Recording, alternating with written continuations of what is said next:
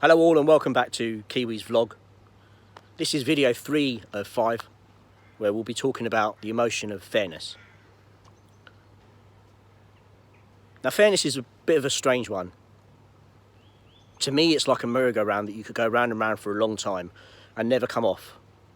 And if you don't come off it, it can be really unhealthy. But it is real.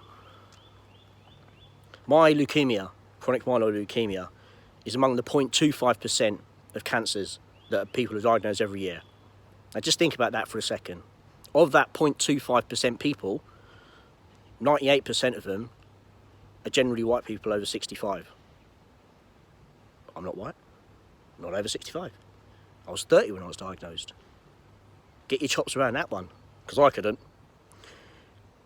However, in my own unique way, as I said to my friends, I'm digressing slightly here, but we'll go with it. My friends used to always say to me, Kiwi, how do you always pull all these girls? I was a bit of a ladies' man. I have a lovely partner now, but they'd say to me, how do you do it? I was like, well, I'm 1 in a million Asian.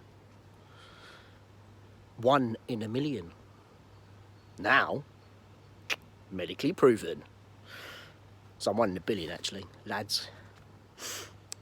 But the fairness bit for me was, why did it happen to me? I was a scout leader, I'd been volunteering for a long time, I'd given to society. I left the private sector after 10 years to go and work in the public sector. I went and worked at Feltham Young Offenders to help young adults around their substance misuse. I worked at Wormwood Scrubs. I gave to society, I give to society even now. I don't take from society, I give. So why is it I got this illness? How does that work? Where's the fairness in that? Now, do I do all these things to try and make amends or try and up the ante for me and balance it so that I don't get diagnosed with bad stuff with me and my friends? No, I just do it because that's the right thing to do. But I still didn't understand the fairness around it. Is it fair? And I'm going to talk about 3 stories that really impacted me when I was in hospital at Charing Cross. So 2 in Charing Cross and 1 just after. The first one was of a 24-year-old male who was diagnosed with testicular cancer. Now he and I were just queuing up for the toilets at the time, waiting for the cubicle to become free. We sort of got chatting and he sort of said, so what are you here for, mate? And I was like, I'm here for either leukemia or lymphoma, they're not sure what it is. He's like, oh, that's rubbish, man. I said, what are you here for, mate? So I've got testicular cancer. Now this guy had been in the corner of the ward and not seeing anybody or spoken to anybody. But he and I kind of chatted, became kindred spirits for a short period of time. But he said to me, I've just had a kid. How am I supposed to tell my kid that I've got cancer and that I might die? How is that fair?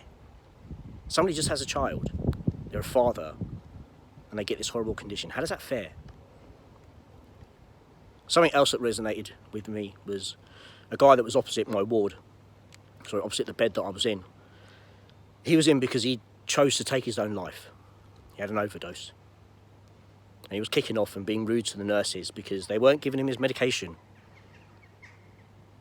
There was me and this other guy being as polite as you like. And this guy was kicking off because he chose to take his own life. And I thought to myself, how is that fair? I'm generally a fairly empathetic guy. But there's this guy over here trying to take his own life. And I'm trying to hold on to it. How is that fair? Like, do you not know the value of what you've got? Of course he's going through his own demons and battling his own stuff. But at the time, I couldn't understand it. I couldn't comprehend it. And the last thing, I was at a hospital appointment and I saw this young girl, probably about 3 or 4 years old. I thought, oh bless, she's there with her parents.